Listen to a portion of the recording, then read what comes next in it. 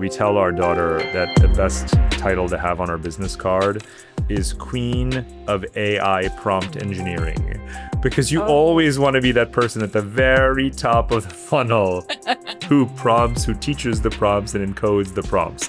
So Queen of AI Prompt Engineering should be the highest paid job. I love that one.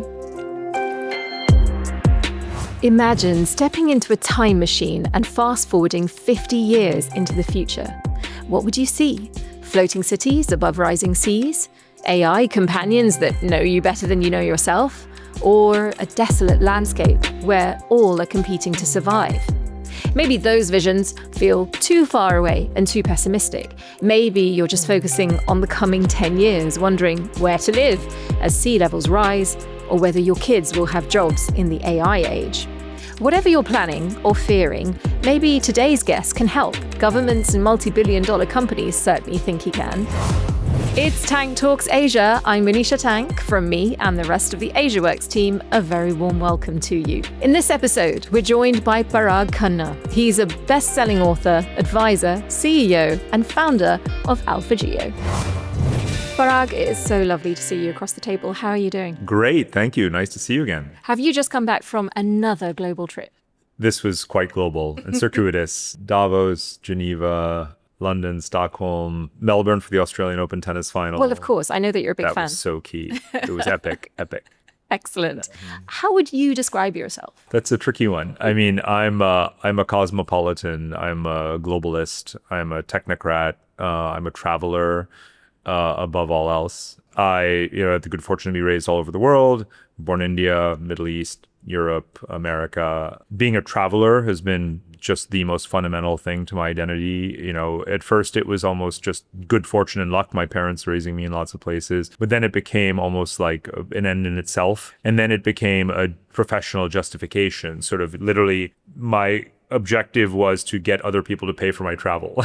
and so the best way to do that was to write books. And so that's how that began. And I'm an academic. So, once you jump through certain hoops and, pass certain tests, you're an academic, which qualifies you for certain roles and functions. So that's why I say I'm a technocrat too. I advise lots of governments and companies and have, been a public servant. When you were 10 years old, let's say, is this what you saw yourself doing? Or what ideas did you have about the world back then? Well, it's interesting. You asked the question almost facetiously, but it was literally when I was 12 years old that I knew my future, because when I was 12, the Berlin Wall fell. Right. And I happened had a big impact. Yeah, I was living in New York at the time, but because my father had lived in Germany very briefly when he was a young professional, he literally pulled my brother and me out of school, and we booked plane tickets. And within a couple of weeks of the Berlin Wall falling, we had an early Christmas holiday.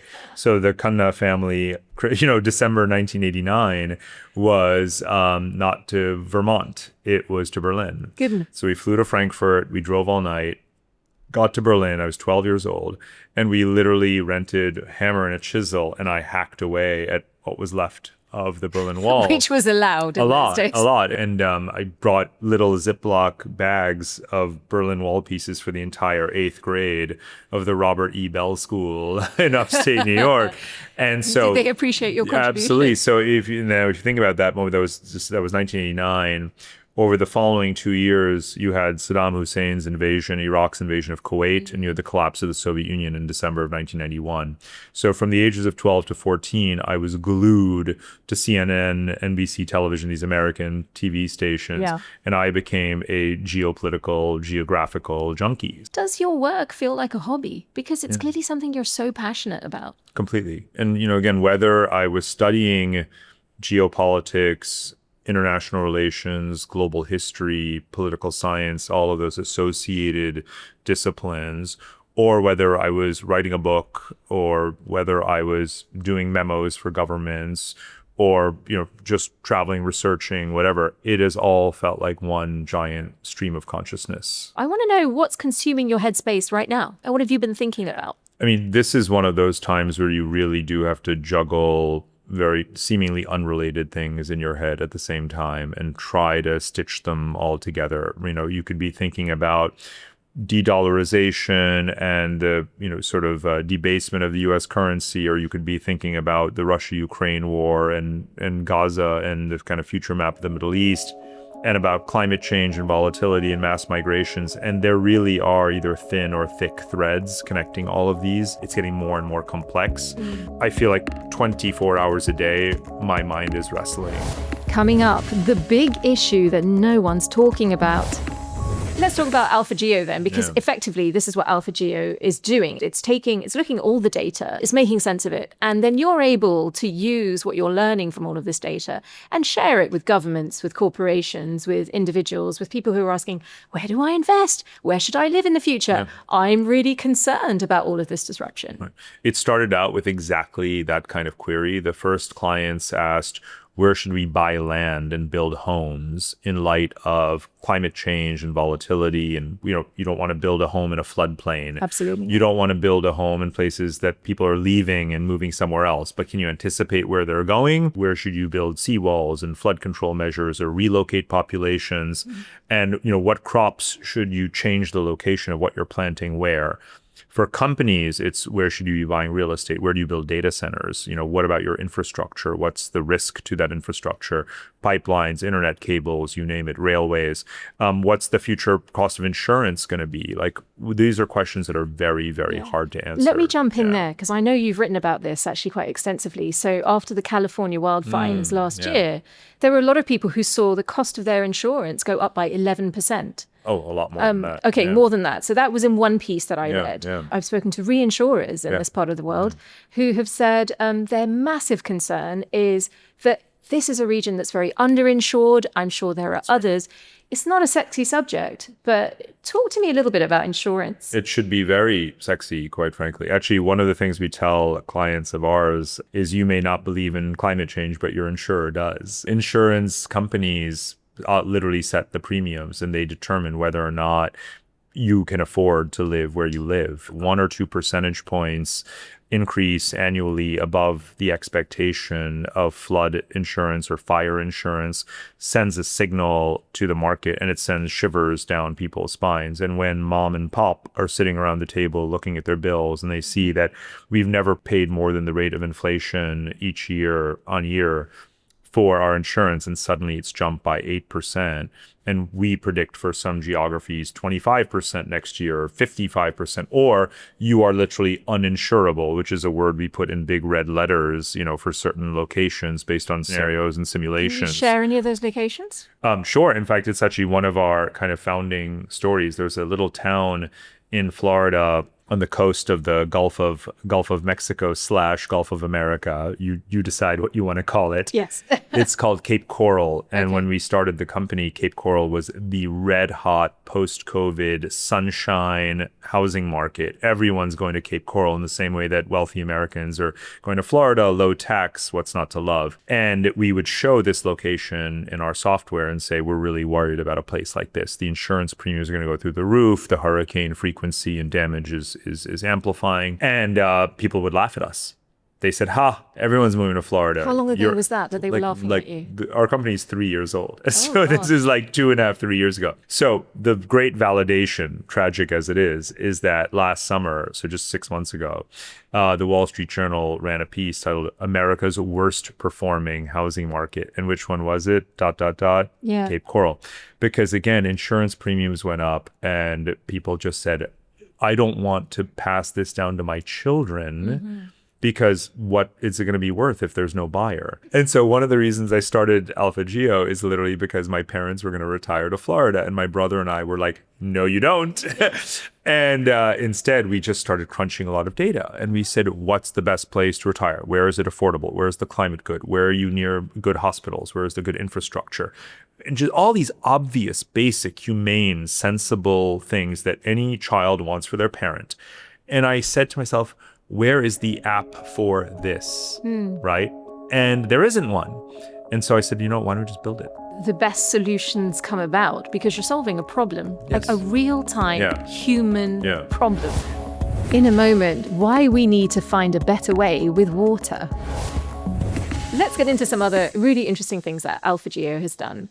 Something I spotted was the periodic table of states. That really fascinated me. States kind of put on this matrix as a periodic table, and I think it was on the left side, it's less stable, and as you move sort of downwards and to your right, you're getting to more stable, to make it very easy for us to spot trends straight away. So one of them I spotted was that most of the stable countries were actually in Europe. There are certainly exceptions to the rule, but there is a high concentration of stable states in Europe. But first, to be clear, without going into the whole methodology, but for those who remember their chemistry, you have your periods and your groups, and you have atomic number, atomic mass, and so on. Each of those concepts maps on to one of the scores in our periodic table of states. And the three key terms are military strength, demographic size, territory, whatever, of a state. Then there's what we call the stateness, which is the state capacity, the cohesiveness, its internal governance capacity, right? That's so strength, stateness. And you add up those two scores and you get stability. Because the one thing that all states can agree on is that they would like to be stable rather than say unstable, right? No leader wakes up and says, gee, I wish my country were less stable. So we said, what is a neutral kind of indicator? So stable countries, yes, European countries are quite stable. Asian countries don't rank particularly high, except for, say, Japan.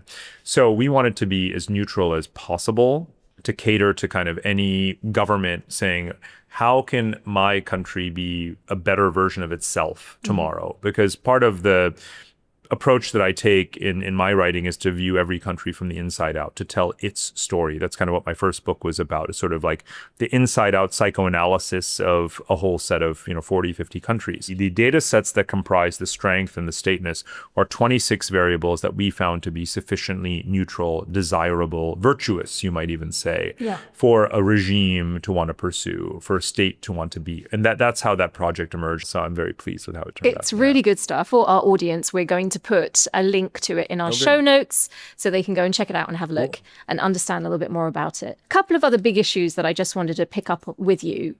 Water.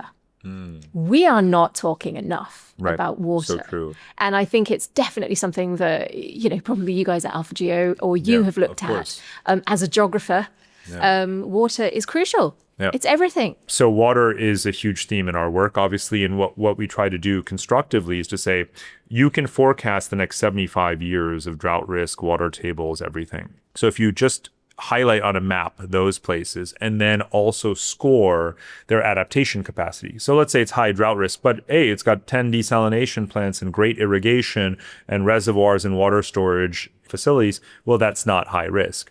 But let's take the places that are super high risk of drought and that have no adaptation capacity, no good infrastructure.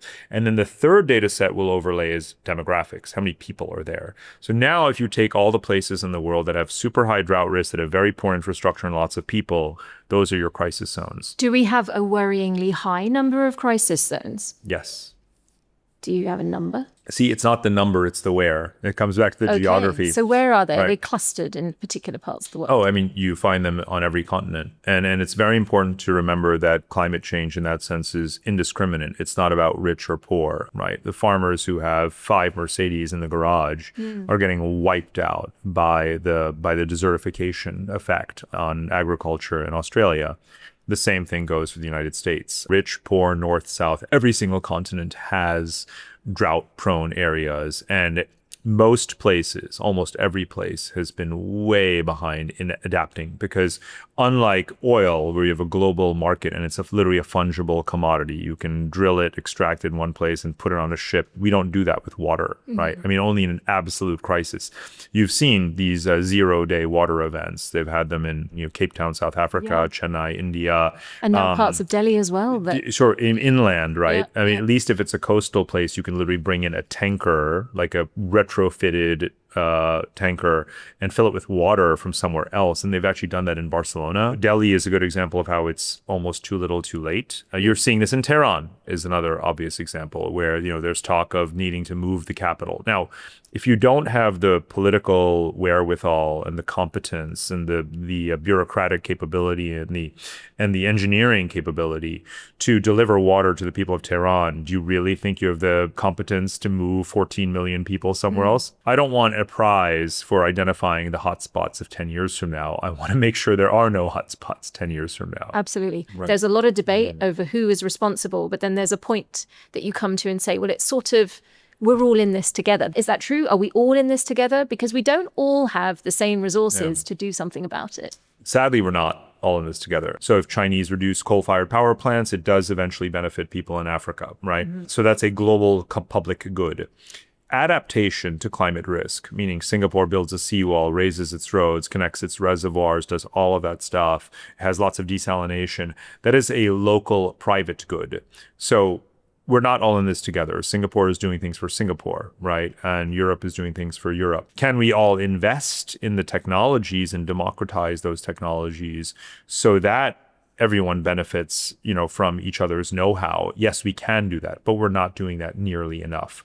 So I don't feel that there's enough action being taken in climate adaptation that I would say, oh yes, we truly have global solidarity on climate adaptation. We really don't. What we really have is, everyone searching for their own life raft. Yes. So if we're not in all of this together, it's really important that the biggest economies make strides towards adaptation. How damaging has it been that the United States has been less supportive of the green agenda? I think it depends on the issue, because you could make the argument that from a technological perspective, the train has very much left the station. Progress in renewable energy, whether it is solar, wind, deployment of nuclear, and so many other aspects of environmental sustainability and efficiency. Many United States institutions, whether they're academic and most certainly the tech community and companies, are world leaders in that, and they're not slowing down either.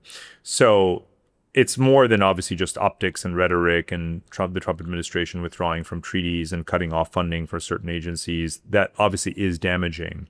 But I think that actually if we put all the resources that we were committing to just signing treaties and declarations and instead devote it to technology transfer, we would actually still be on the winning side of the equation. Okay, well that at least is positive. Yeah. Just up ahead, a 50-year forecast. You travel the world, you speak to a lot of people, but I'm sure you spend time thinking about what this world is going to look like 50 years from now. What sort of a world are we going to live in? Well, I would first issue the disclaimer that, especially given the moment we're in, and in scenario planning, you kind of think in intervals like 5 years, 10 years, and there's decision trees along the way and forks in the model. So to just jump 50 years ahead is quite a sci-fi kind of undertaking. Let's start with things that we know pretty much for sure, unless you have divine intervention, that we're going to be fewer people on the planet in 50 years than we are right now. Is that an aging population thing, or is this also the impact of climate change? It's all of the above. Conflict? So you have, 1.5 to 2 billion elderly today who will not be around 50 years from now, but you also had a collapse in fertility. So Generation Alpha, today's toddlers, are smaller in number than Gen Z. Our generation and millennials below us, they're not having kids anymore. So once our children stop having children, it goes off a cliff from both sides. So 50 years from now, based on current trends, there might be, 6 billion people in the world rather than the 8.2, 8.3 we are now. That's a massive decline in the number of people alive on the planet. So I wonder, will there be areas that everyone's going to move to that perhaps we don't live in today? So remember that 8 billion people and certainly 6 billion people could actually all fit in Singapore standing side by side, shoulder to shoulder. A little bit uncomfortable. A little bit uncomfortable. But, we have the terrestrial surface of the Earth, all the continents combined, represent 150 million square kilometers. There's plenty of space. There's plenty of livable, habitable, green, verdant space. And were it all to be devastated by climate change, we have had for a long time enough engineering capability to build ourselves livable, comfortable habitats, right? We have air conditioning, we have heating, we have hydroponic, aquaponic food production, we have domes, climate control, all of that stuff. Countries that face elderly populations and very high debt and need young people to be tenants and homeowners and entrepreneurs and taxpayers, right, and caregivers, they should be actively trying to recruit young people. And they are actually, no matter what you hear again, from politicians. So there are a lot of things we can't know, but we do know that from a biological standpoint, there are going to be fewer humans.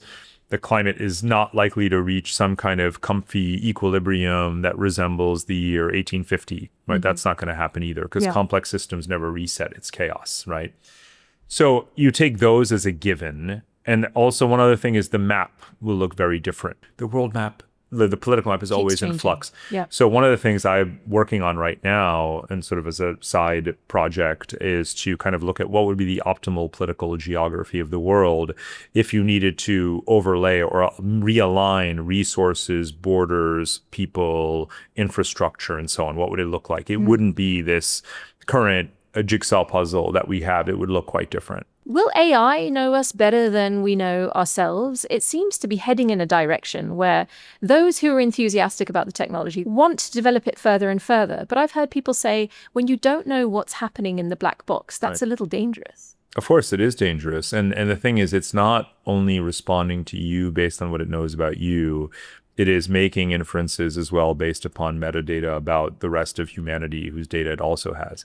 One of the not errors or habits, bad habits that I find with LLM is that as you go through a conversation, you may switch gears to ask about something unrelated, but it's going to refer you back to the unrelated thread and say, do you want to hear about this in the context of that? And it doesn't understand that you've now changed direction. You don't care about the history topic in the context of the technology topic, right? And it's just bad at that. So it thinks that you're having one continuous thread of a conversation. So you have to actually go up to that top button and the drop down and reset the conversation. Coming up. Highest paid jobs 50 years from now. Only for you did I reveal that. Now we're going to do a quick fire round. I'm going to ask you a question. You can either answer yes or no, or you have to give me a quick answer to the question. Are you ready? Right. Excellent. 50 years from now, will the US dollar still be the world's reserve currency? Only partially, if at all. Okay. That was short. Gotcha. Okay, I doubt there'll be any cash in anyone's pocket. All right, will the internet be facilitated by cables on the land and in the sea, or by satellites above our heads? Both. Both. Okay, so in sort of an interweb of capability. Interweb's a great term. You should coin that. I'm sure I've made it up and it's probably completely grammatically inaccurate. Will someone be on their way to Mars? Yeah. 50 years from now? Maybe already there. Potentially. Okay, I wonder who will be behind that. My son is a very enthusiastic candidate. Will robots replace all humans in manufacturing and service positions? Manufacturing, 99%. All right. Which jobs will be the highest paid? Oh, that's a great question. That's not a yes or no question at all. It's not. Highest paid jobs 50 years from now? Let me answer with a humorous line. We tell our daughter that the best title to have on our business card is Queen of AI Prompt Engineering, because you always want to be that person at the very top of the funnel who teaches the prompts and encodes the prompts.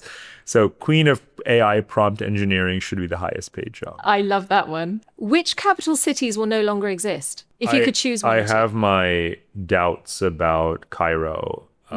Given the desiccation of the Nile River and so forth. So I think, Egypt's headed for disaster. We were talking about Tehran earlier. Hard to imagine them surviving. There are places starting to thrive and grow right before our eyes that we're not appreciating are literally going to be the civilizational centers of tomorrow. They're just getting started. And Toronto is one, and Almaty, Kazakhstan is another. Oh, that's so interesting. Likelihood that our phone calls will be conducted in VR spaces. 100%. Yeah, why not? When I was a kid, whoever thought that you would see a video of who you were talking to? It's so true. The chance of replicators, like in Star Trek. I would say that's a bit of a stretch. Nanobots curing disease. 100%. Is it already happening? Yeah. It's already happening. So we're well on the way. And will average lifespans increase or decrease? Increase. Well, it's everything from the things that we do socially and nutritionally and politically in terms of creating stable environments, clean air, and so forth. And then there's medical interventions that may seem more, could be supplements that you take and, optimal balancing. But then there's cellular regeneration, obviously, as well. And so I'm for that aspect of things, not eternal life for the sake of it, but who would argue against elongating your health span? Yeah.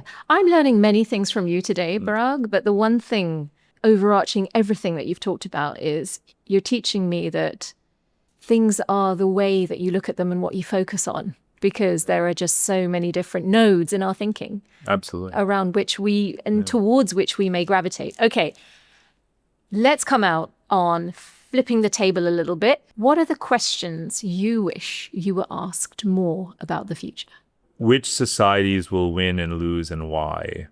Because I think there's a good answer to that question. If I could reduce it all to one thing, I would say the countries that are going to win in the future are the places that are attracting young people.